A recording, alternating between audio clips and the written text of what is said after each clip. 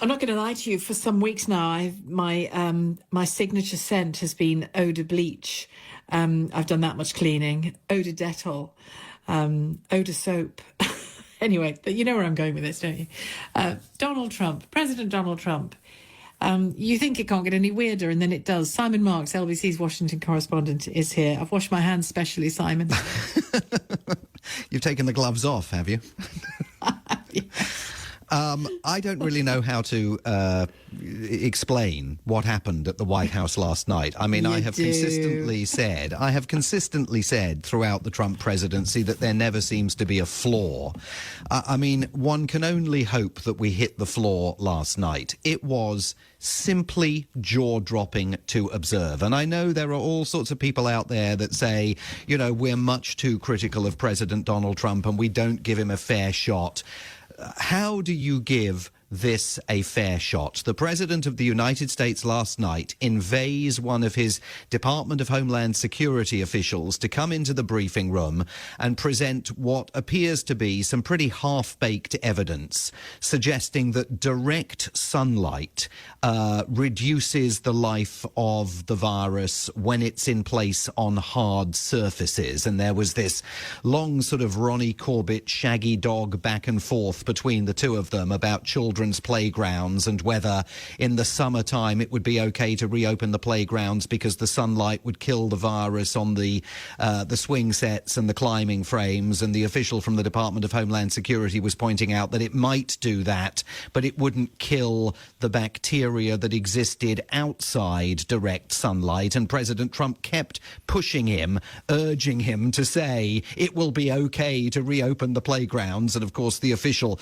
did not agree to say that. Anyway, at the end of the presentation of this quote-unquote evidence, President Trump returned to the podium. So that's a question that probably some of you are thinking of if you're totally into that world, which I find to be very interesting. So supposing we hit the body with a tremendous, whether it's ultraviolet or just very powerful light, and I think you said that hasn't been checked, but you're going to test it. And then I said, supposing you brought the light inside the body, which you can do either through the skin or in some other way. And I think you said you're going to test that too. Sounds interesting. Right, folks who could. Right, and then I see the disinfectant where it knocks it out in a minute, 1 minute. And is there a way we can do something like that by injection inside or almost a cleaning? Because you see it gets on the lungs and it does a tremendous number in the lungs. So it'd be interesting to check that. So that you're going to have to use medical doctors with. But it sounds interesting to me. So we'll see. But the whole concept of the light, the way it kills it in 1 minute, that's pretty powerful. I mean, where do you go with that? This is a man with absolutely no medical training, holding a news briefing at the White House in which he engages in a stream of consciousness back and forth with his public health advisors, including Dr. Deborah Birx. She is the head of the president's coronavirus task force. She was sitting to the side watching this, and there's a what they call a cuts camera in the room that isn't filming President Trump. It's filming other people in the room, and you can see off the cuts camera Dr. Birx listening to what the president is saying. She starts blinking very rapidly, swallowing very hard. She seems to have a mix of astonishment and fury going through her mind. And then he turns to her and asks her if she's ever heard of light being used in this fashion. Isn't it true that sunlight could be used potentially to cure the virus? Here's what she had to say. Not as a treatment. I mean, certainly fever is a good thing. When you have a fever, it helps your body respond. But not as, I've not seen heat or light. I think it's a great thing to look at. I mean, you know. Okay. Respectfully, sir, you're the president, and people tuning into these briefings, they want to get information and guidance and want to know what to do. They're not looking for rumors. I'm the president, and you're fake news. And you know what I'll say to you? I'll say very nicely, I know you well. I know you well, because I know the guy. I see what he writes. He's a total faker. So are you ready? Are you ready? Are you ready?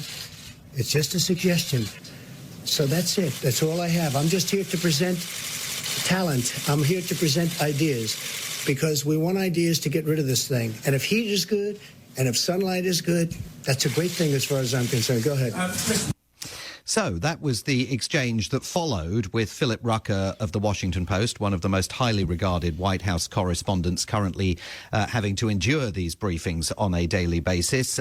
Disinfectant manufacturers, bleach manufacturers here in the United States, fearful about the legal implications for them of what the president had recommended, have all come out today and publicly urged people not to begin injecting themselves with disinfectant, not to begin swallowing gobletfuls of bleach in a bid to take the president's advice and protect themselves potentially against COVID-19 and coronavirus. And the country, I think, is really left wondering at this point what to do with an emperor who clearly, at that briefing last night, was naked as a jaybird, Sheila.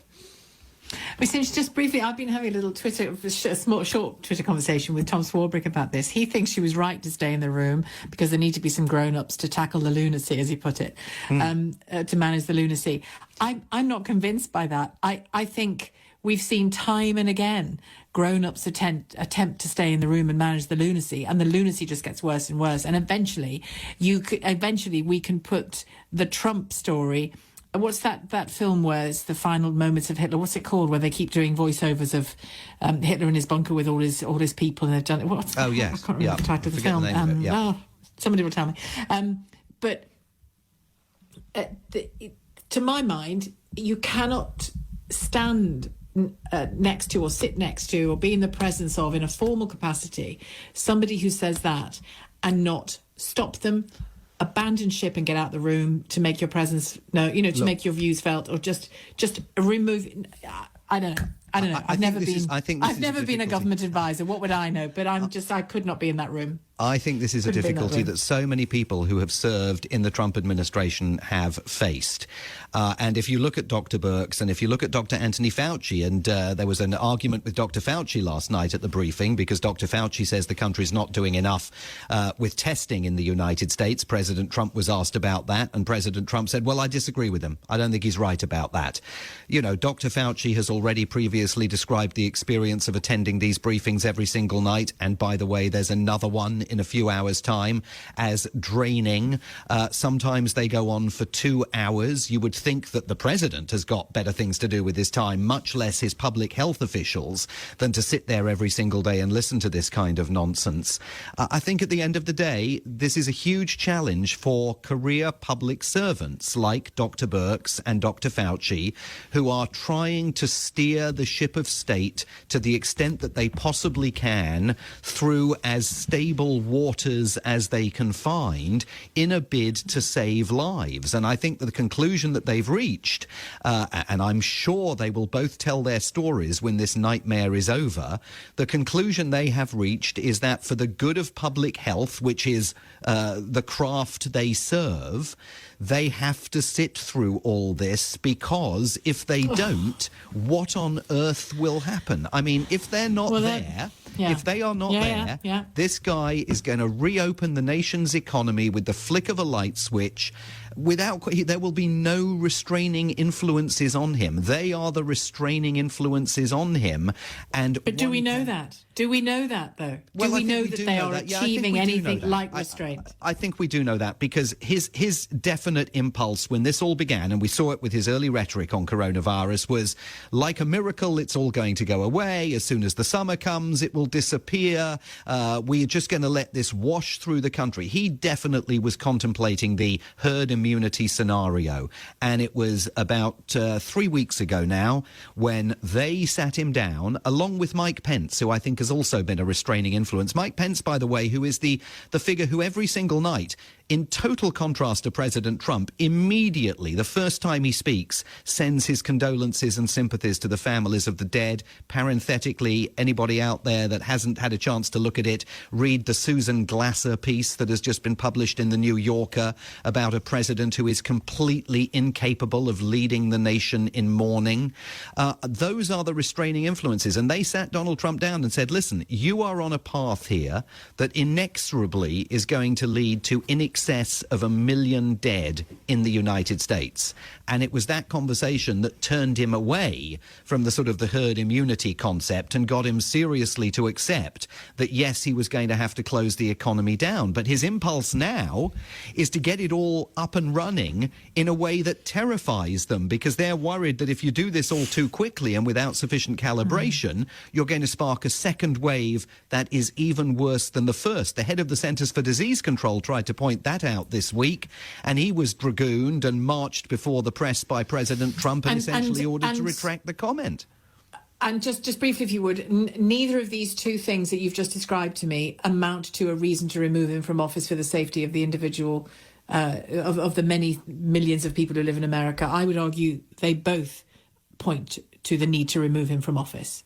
If that is required, if that level of babysitting and firefighting of a president is required, he is no president. Well, you know, I think he's a lunatic. He's a lunatic. But they have decided that he is the guy that they need to tie their coattails to, because they. Well, they're lunatics then. I don't care what they know about science. They're lunatics as well.